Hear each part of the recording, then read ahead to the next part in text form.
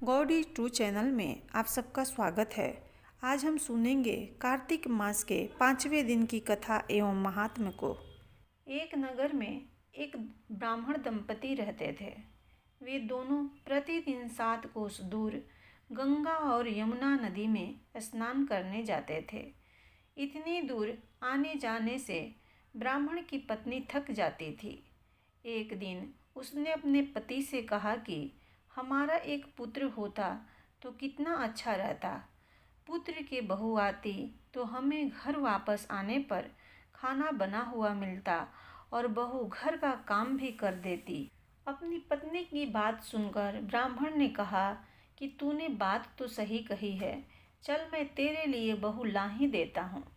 ब्राह्मण ने कहा कि एक पोटली में आटा डालकर कुछ मोहरे रख दे। ब्राह्मण के कहे अनुसार उसने पोटली बांधकर दे दी। पोटली लेकर ब्राह्मण चला गया। ब्राह्मण सफर के दौरान यमुना के किनारे बहुत ही सुंदर लड़कियां दिखाई दी। वे रेत में घर बनाकर खेल रही थी। उनमें से एक लड़की ने कहा कि मैं अपना घर नहीं बिगाड़ूंगी, मुझे तो रहने के लिए ये घर चाहिए। लड़की की बात सुनकर ब्राह्मण मन ही मन सोचने लगा कि बहू बनाने के लिए यही लड़की उचित है। जब वह लड़की जाने लगी तो ब्राह्मण भी उसके पीछे पीछे उसके घर तक चला गया। वहां जाकर ब्राह्मण ने उस लड़की से कहा, बेटी, कार्तिक मास चल रहा है, इसलिए मैं किसी के घर खाना नहीं खाता। मैं अपने साथ आटा लेकर आया हूँ। तुम अपनी माता से पूछो कि क्या वह मेरे लिए आटा छानकर 4 रोटी बना देंगी। यदि वह मेरा आटा छानकर रोटी बनाएंगी तो ही मैं रोटी खा लूँगा। लड़की ने जाकर अपनी माँ से ये सारी बात बताई। माँ ने कहा, उचित है, जाकर ब्राह्मण देव से कह दो कि वह अपना आटा दे दें, मैं रोटी बना दूँगी। जब वह आटा छानने लगी तो आटे में से मोहरें निकली। वह सोचने लगे कि जिसके आटे में इतनी मोहरें हैं उसके घर में कितनी मोहरें होंगी। जब ब्राह्मण खाना खाने बैठा तो लड़की की माँ ने उस ब्राह्मण से पूछा, क्या आपका कोई लड़का है और क्या आप उस लड़की की सगाई करने जा रहे हो। यह सुनकर ब्राह्मण ने कहा कि मेरा लड़का तो काशी में पढ़ने गया हुआ है, लेकिन यदि तुम कहो तो खाण कटोरे से विवाह करके तेरी बेटी को अपने साथ ले जाऊं। लड़की की माँ ने कहा, ठीक है ब्राह्मण देव। इस पर लड़की की माँ ने लड़की की खाण कटोरे से शादी करके ब्राह्मण के साथ भेज दिया। ब्राह्मण ने घर आकर कहा, रामू की माँ, दरवाज़ा खोलकर देख, मैं तेरे लिए बहू लेकर आया हूँ। ब्राह्मण की पत्नी भीतर से ही बोली, हमारे तो कोई बेटा बेटी नहीं है तो बहू कहाँ से आए। दुनिया ताने मारती थी, अब बाप भी मारने लगे। ब्राह्मण ने कहा, तू दरवाज़ा खोल कर तो देख। जब ब्राह्मणी ने दरवाज़ा खोला तो सामने बहू को खड़ी देखा। उसने बहू का स्वागत किया और आदर सत्कार से अंदर ले गई। अब जब ब्राह्मण अपनी पत्नी के साथ नदी स्नान करने जाता तो पीछे से बहू घर का सारा काम करके और खाना बनाकर रखती थी। वह उनके कपड़े धोती और रात को हाथ पैर भी दबाती थी। इस तरह बहुत दिन बीत गए। ब्राह्मणी ने अपनी बहू से कहा कि बहू, कभी भी चूल्हे की आग मत बुझने देना और मटके का पानी खत्म मत होने देना। परंतु एक दिन चूल्हे की आग बुझ गई। यह देखकर बहू घबरा गई और भागी भागी अपनी पड़ोसन के पास गई और कहा कि मेरे चूल्हे की आग बुझ गई है, मुझे थोड़ी आग चाहिए। मेरे सास ससुर सुबह 5 बजे से गए हुए हैं, वह थके हुए घर आएंगे, इसलिए मुझे उनके लिए खाना बनाना है। यह सुनकर पड़ोसन ने कहा कि तू तो बावली है, तुझे यह दोनों मिलकर पागल बना रहे हैं। इनके कोई पुत्र नहीं है, ये निसंतान हैं। बहू ने कहा, नहीं, ऐसा मत बोलो, इनका बेटा तो बनारस काशी में पढ़ने गया हुआ है। इस पर पड़ोसन ने कहा कि यह तुझे झूठ बोलकर लाए हैं, मेरी बात सच मान, इनके कोई बेटा नहीं है। अब बहू पड़ोसन की बातों में आ गई और कहने लगे कि अब आप ही बताओ कि मैं क्या करूं। पड़ोसन ने कहा कि करना क्या है, जब तुम्हारे सास ससुर आएं तो जली हुई रोटियां बनाकर दे देना और बिना नमक की दाल बनाकर दे देना। खीर की कड़छी दाल में और दाल की कड़छी खीर में डाल देना। पड़ोसन ने उसे अच्छे से सिखा पढ़ा दिया। फिर जब उसके सास ससुर घर आए तो उसने न तो उनका आदर सत्कार किया, न ही उनके कपड़े धोए।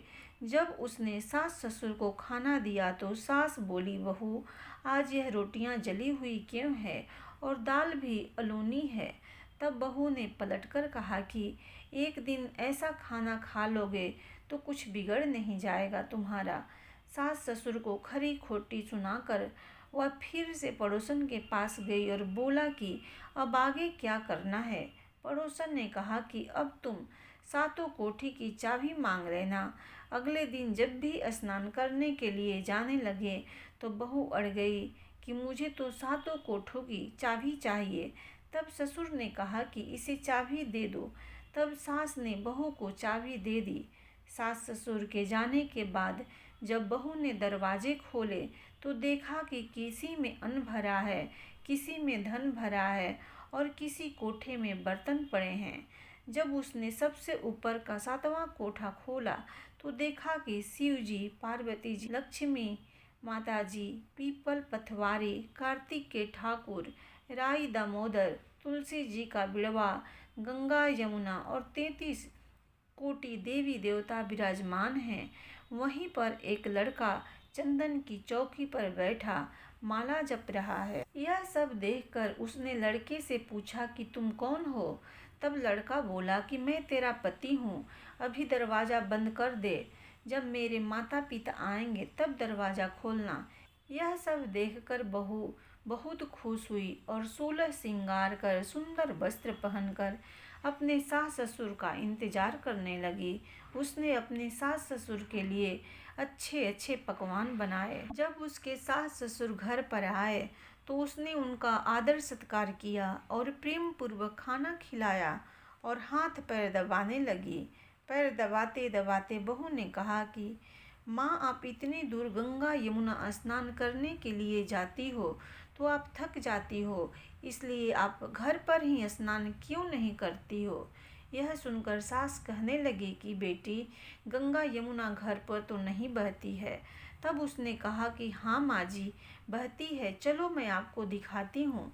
जब बहू ने सातवां कोठा खोल कर दिखाया तो उसमें शिव जी, पार्वती जी, गणेश जी, लक्ष्मी जी, पीपल पथवारी, कार्तिक के ठाकुर, राई दामोदर, तुलसी जी का बिड़वा, गंगा यमुना बह रही हैं और 33 कोटि देवी देवता विराजमान हैं। वहीं चौकी पर बैठा एक लड़का माला जप रहा है।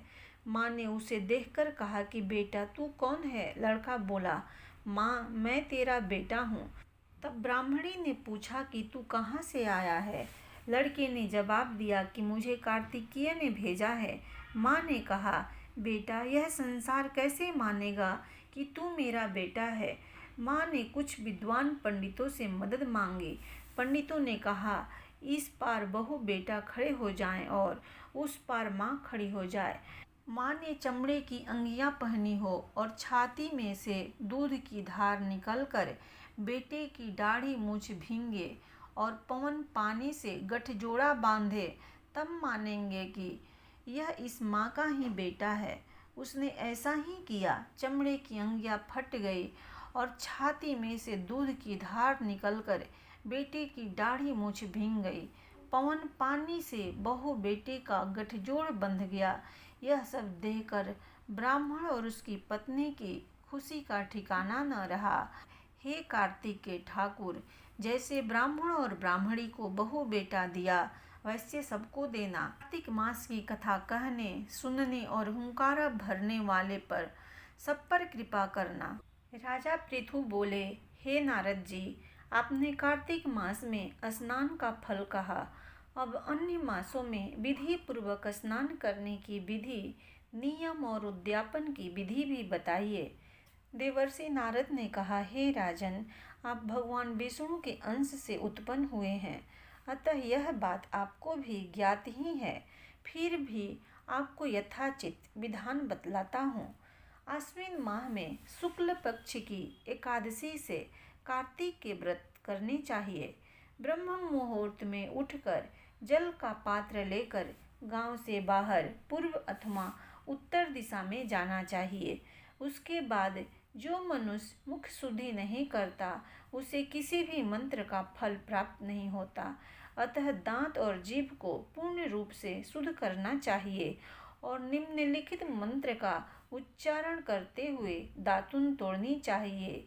हे वनस्पते, आप मुझे आयु, कृति, तेज, प्रज्ञा, पशु, संपत्ति, महाज्ञान, बुद्धि और विद्या प्रदान करो। इस प्रकार उच्चारण करके वृक्ष के 12 अंगुल की दातुन लें। दूध वाले वृक्षों से दातुन नहीं लेनी चाहिए। इसी प्रकार कपास, कांटेदार वृक्ष तथा जले हुए वृक्ष से भी दातुन लेना मना है। जिसमें उत्तम गंध आती हो और जिसकी टहनी कोमल हो, ऐसे ही वृक्ष से दंत धावन ग्रहण करना चाहिए। प्रतिपदा, अमावस्या, नवमी, छठी, रविवार को चंद्र तथा सूर्य ग्रहण में दातुन नहीं करनी चाहिए। तत्पश्चात भली भांति स्नान करके फूल माला, चंदन और पान आदि पूजा की सामग्री लेकर प्रसन्नचित्त व भक्ति पूर्वक शिवालय में जाकर सभी देवी देवताओं को अर्घ्य, आचमनीय आदि वस्तुओं से पृथक पृथक पूजा करके प्रार्थना एवं प्रणाम करना चाहिए। फिर भक्तों के स्वर में स्वर मिलाकर श्री हरि का कीर्तन करना चाहिए। मंदिर में जो गायक भगवान श्री हरि का कीर्तन करने आए हों, उनका माला, चंदन, तांबुल आदि से पूजन करना चाहिए, क्योंकि देवालयों में भगवान विष्णु को अपनी तपस्या, योग और दान द्वारा प्रसन्न करते थे। परंतु कलयुग में भगवत गुणगान को ही भगवान श्री हरि को प्रसन्न करने का एकमात्र साधन माना गया है। नारद जी राजा पृथु से बोले, हे राजन, एक बार मैंने भगवान से पूछा कि हे प्रभु, आप सबसे अधिक कहाँ निवास करते हैं? इसका उत्तर देते हुए भगवान ने कहा, हे नारद, मैं वैकुंठ या योगियों के हृदय में ही निवास नहीं करता, अपितु जहाँ मेरे भक्त मेरा कीर्तन करते हैं, मैं वहाँ अवश्य निवास करता हूँ। जो मनुष्य चंदन, माला आदि से मेरे भक्तों का पूजन करते हैं, उनसे मेरी ऐसी प्रीति होती है जैसे कि मेरे पूजन से भी नहीं हो सकती। नारद जी ने फिर कहा, शीरीष, धतूरा, गिरजा, चमेली, केसर, कंदार और कटहल के फूलों व चावलों से भगवान विष्णु की पूजा नहीं करनी चाहिए। अड़हल, कंद, गिरीश, जूही, मालती और केवड़ा के पुष्पों से भगवान शंकर की पूजा नहीं करनी चाहिए। जिन देवताओं की पूजा में जो फूल निर्दिष्ट हैं, उन्हीं से उनका पूजन करना चाहिए।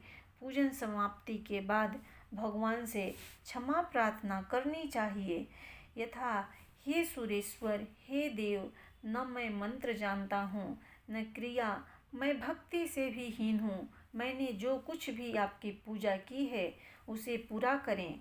ऐसी प्रार्थना करने के पश्चात साष्टांग प्रणाम करके भगवत कीर्तन करना चाहिए, श्री हरि की कथा सुननी चाहिए और प्रसाद ग्रहण करना चाहिए। जो मनुष्य उपरोक्त विधि के अनुसार कार्तिक व्रत का अनुष्ठान करते हैं, वह जगत के सभी सुखों को भोगते हुए अंत में मुक्ति को प्राप्त करते हैं। इस प्रकार कार्तिक मास महात्म का यह 5वां अध्याय संपूर्ण हुआ। प्रेम से बोलो भगवान विष्णु की जय।